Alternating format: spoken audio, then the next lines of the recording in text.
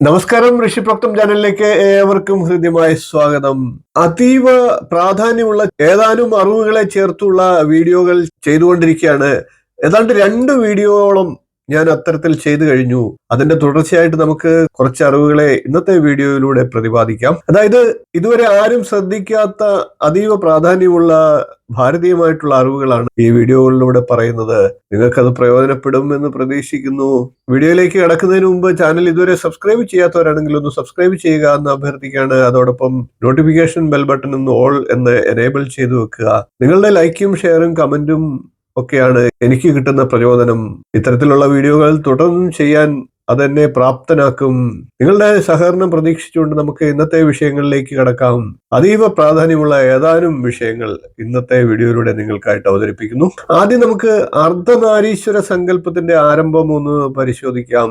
ശിവഭഗവാൻ പകുതിയായിട്ടും ദേവി പാർവതി ബാക്കി പകുതിയായിട്ടുമുള്ള മനുഷ്യരൂപത്തെയാണ് അർദ്ധനാരീശ്വര സങ്കല്പം എന്ന് പറയുന്നത്. പുരുഷനും സ്ത്രീയും ഒരേപോലെ തുല്യ പങ്കാളിയാണ്, അല്ലെങ്കിൽ പ്രാധാന്യത്തോടുകൂടി പ്രപഞ്ചത്തിൽ ഉണ്ട് എന്ന് അറിയിക്കുന്നതിന് വേണ്ടിയിട്ടാണ് ഈ അർദ്ധനാരീശ്വര സങ്കല്പത്തെ അവതരിപ്പിച്ചിരിക്കുന്നത്.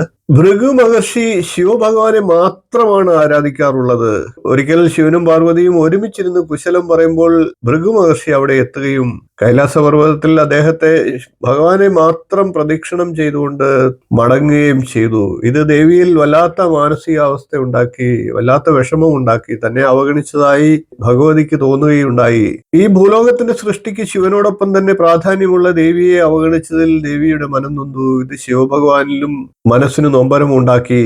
ദേവി പാർവതി ഈ സംഭവത്തിന് ശേഷം ഭൂലോകത്തിലെത്തി ശിവനെ ധ്യാനിച്ച് തപസ് അനുഷ്ഠിക്കുകയുണ്ടായി. അങ്ങനെ ശിവഭഗവാന്റെ ശരീരത്തിൽ പാതിയാകാനുള്ള അവസരം ശിവഭഗവാൻ ദേവിക്ക് നൽകി എന്നുള്ളതാണ്. അർദ്ധനാരീശ്വര സങ്കല്പത്തിലൂടെ പരമേശ്വരൻ ഈ ലോകത്ത് സ്ത്രീയും പുരുഷനും തുല്യ അവകാശികളാണ് എന്ന് പ്രഖ്യാപിക്കുകയാണ് ചെയ്തത്. അതുകൂടാതെ ശിവനും ശക്തിയും ഒന്നാണെന്നും ഒന്നല്ലാതെ മറ്റൊന്നില്ല എന്നുമുള്ള തത്വത്തെയാണ് ഇതിലൂടെ വെളിവാക്കുന്നത്. ഇനി നമുക്ക് മറ്റൊരു പുതിയ അറിവ് പരിശോധിക്കാം. ശ്രീകൃഷ്ണ ഭഗവാനെ നാം എല്ലാവരും പ്രാർത്ഥിക്കാറുണ്ട്. ശ്രീകൃഷ്ണ ഭഗവാനെ വന്ദിക്കുന്നവർ നിരവധിയാണ്.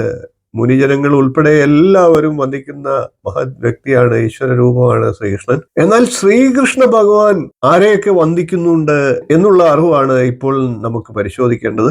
ഭഗവത്ഗീതയിൽ താൻ 6 പേരെ വന്ദിക്കാറുണ്ട് എന്ന് ഭഗവാൻ തന്നെ പറഞ്ഞിട്ടുണ്ട്. ആ 6 പേര് ആരാണെന്ന് നമുക്ക് നോക്കാം. ദിവസവും അന്നദാനം ചെയ്യുന്നവർ, വേദം പഠിച്ചവർ, ദിവസവും അഗ്നി വളർത്തി നിയമപ്രകാരം പൂജ ചെയ്യുന്നവർ, അതായത് അഗ്നിഹോത്രികൾ, മുടങ്ങാതെ ഏകാദശി വ്രതം അനുഷ്ഠിക്കുന്നവർ, 1000 പൂർണ്ണചന്ദ്രനെ ദർശിച്ചവർ, ചാരിത്ര ശുദ്ധിയുള്ള സ്ത്രീകൾ എന്നീ 6 ഇനത്തിൽപ്പെട്ട ജനങ്ങളെയാണ് ശ്രീകൃഷ്ണ ഭഗവാൻ സ്വയം എല്ലാ ദിവസവും വന്ദിക്കുന്നത്. കൃഷ്ണനാൽ വന്ദിക്കപ്പെടുവാൻ നിങ്ങൾ അർഹരാണോ എന്ന് പരിശോധിക്കുക. ഭഗവത്ഗീതയിൽ പറഞ്ഞ ഈ വചനങ്ങൾക്ക് വളരെയേറെ പ്രാധാന്യമുണ്ട്. ഇനി നമുക്ക് മറ്റൊരു അറിവ് പരിശോധിക്കാം. വേദങ്ങളിൽ പറഞ്ഞിട്ടുള്ള ആദി ദൈവത്തെ നമുക്ക് ഒന്ന് അറിയാം. ലോകത്ത് വെളിച്ചവും ജീവനും ഏകുന്നതാണ് സൂര്യഭഗവാൻ. പ്രകൃതിയിലെ പ്രഥമൻ സൂര്യനാണ്. ആദികാലം മുതൽ എല്ലാ ജനങ്ങളും സൂര്യനെ ദൈവമായി പരിഗണിച്ചു പോരുന്നു. സൂര്യന് വഴിപാടും പ്രാർത്ഥനയും പൂജയും ഒക്കെ ലോകത്തിൽ എല്ലാ സ്ഥലത്തുമുണ്ട്. ഈജിപ്ഷ്യൻ ഗ്രീക്ക് സംസ്കാരങ്ങളിലൊക്കെ ഇത് എടുത്തു പറഞ്ഞിട്ടുണ്ട്. അതിലൊക്കെ തന്നെ സൂര്യദേവൻ പ്രകാശമായിട്ടാണ് വർത്തിക്കുന്നത്. ഇനി നമുക്ക് വേദങ്ങൾ വണങ്ങുന്ന സൂര്യദേവനെ ഒന്ന് പരിചയപ്പെടാം. ലോകത്തിന്റെ അല്ലെങ്കിൽ പ്രപഞ്ചത്തിന്റെ തന്നെ ദേവനായിട്ട് വിളങ്ങുന്ന സൂര്യദേവനാണ്. പ്രപഞ്ചത്തിന്റെ ജീവനായിട്ടാണ് സൂര്യദേവനെ കരുതുന്നത്. വേദകാലങ്ങളിൽ തന്നെ സൂര്യദേവനെ കുറിച്ചുള്ള കുറിപ്പുകൾ ഉണ്ടായിട്ടുണ്ട്. ഋഗ്വേദത്തിൽ സൂര്യനെ 3 തരത്തിലുള്ള അഗ്നിയായിട്ടാണ് വിശേഷിപ്പിച്ചിട്ടുള്ളത്. യജുർവേദത്തിലാകട്ടെ സകല ദേശങ്ങളെയും പ്രകാശിപ്പിക്കുന്നവൻ എന്നാണ് സൂര്യനെ കുറിച്ച് എഴുതിയിരിക്കുന്നത്. അഥർവവേദത്തിലാകട്ടെ സൂര്യനെ പൂജിക്കുന്നവർ ഹൃദ്രോഗങ്ങളിൽ നിന്ന് മുക്തരാകും എന്ന് പറഞ്ഞിട്ടുണ്ട്. സൂര്യന്റെ പ്രാധാന്യത്തെയാണ് ഇതിലൂടെയൊക്കെ വേദകാലങ്ങളിൽ ഉൾപ്പെടെ പ്രതിപാദിച്ചിട്ടുള്ളത്. ഇനി നമുക്ക് പിതൃക്കളെ മാനിക്കാത്ത മൂഢന്മാരായിട്ടുള്ള ആളുകളുടെ കാര്യം ഗ്രന്ഥങ്ങളിൽ പറഞ്ഞിട്ടുള്ളത് ഒന്ന് പ്രതിപാദിക്കാം.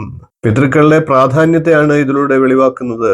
കലിയുഗത്തിന് മുമ്പ് കൃതയുഗത്തിലും ത്രേതായുഗത്തിലുമൊക്കെ പിതൃക്കൾ നേരിട്ട് വന്ന് ദർശനം നൽകി ശ്രാദ്ധ തർപ്പണങ്ങൾ സ്വീകരിച്ചു എന്നാണ് പുരാണങ്ങൾ പറഞ്ഞിരുന്നത്. ഭൂമിയിൽ അക്കാലത്ത് ധർമ്മം നിഴലിച്ചിരുന്നു.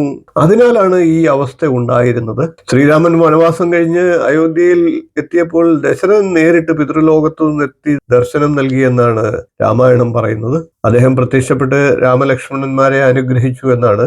ദ്വാപര ദ്വാപരയുഗം, കലിയുഗം എന്നീ കാലങ്ങളിലാകട്ടെ പിതൃക്കൾ നമുക്ക് അദൃശ്യരായിട്ടാണ് അനുഗ്രഹം ചൊരിയുന്നത്. ഒരാളിന്റെ ഉദരത്തിൽ പിറന്നതുകൊണ്ട് മാത്രം അവൻ മകനാകുന്നില്ല.